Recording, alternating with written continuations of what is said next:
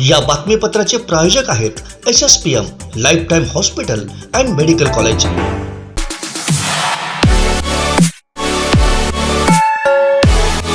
नमस्कार, हे आहे कोकणचं नंबर 1 महा चॅनल कोकण 7 लाईव्ह आणि आपण पाहताय दुपारच्या टॉप न्यूज।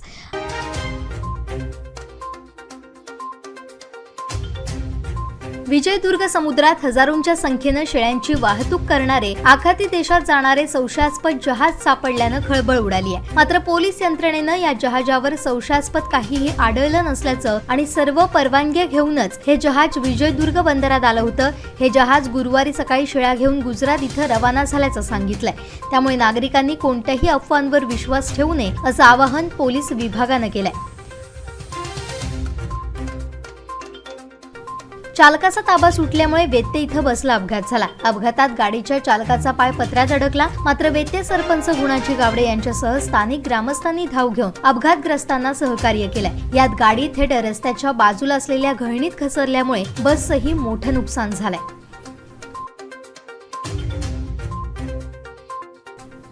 अजित पवारांमध्ये मुख्यमंत्री होण्याची क्षमता आहे। ते गेल्या कित्येक वर्षांपासून राजकारणात आहे। नशीब असेल तर अजितदादा सीएम होतील असं संजय राऊत म्हणाले। याचवेळी मी महाविकास आघाडीची वकिलकी करतो असा बचावही त्यांनी केला।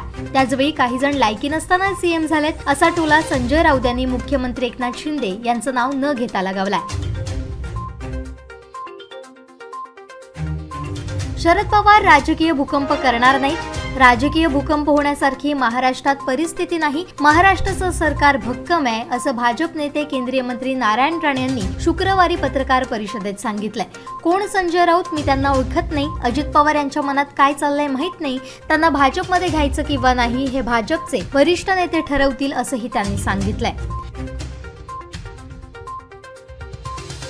सावंतवाडी शहरातील कादरी मस्जिद इथं राष्ट्रवादी काँग्रेस पार्टीच्या कोकण विभाग महिला अध्यक्ष अर्चना घारे परब यांनी सर्व मुस्लिम बांधवांना रमजान ईदच्या निमित्तानं शुभेच्छा दिल्या। रमजान ईद हा सण सर्वत्र एकोप्यानं उत्साहात साजरा केला जातो। या प्रसंगी राष्ट्रवादी तालुकाध्यक्ष पुंडलिक दळवी, महिला निरीक्षक दर्शना बाबर देसाई, महिला शहराध्यक्ष ॲडव्होकेट सायली दुभाषी, हिदायतुल्ला खान, भाईजान आदी मुस्लिम बांधव उपस्थित होते।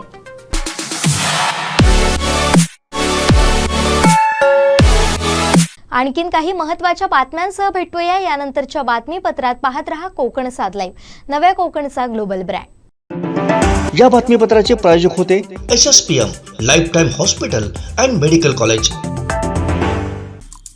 आमचे दिवसभरातले सर्व अपडेट्स, ताज्या घडामोडी आणि थेट लाईव्ह पाहण्यासाठी सबस्क्राइब करा, लाईक करा कोकणचं नंबर 1 महा चॅनल कोकण 7 लाईव्हचं YouTube चॅनल।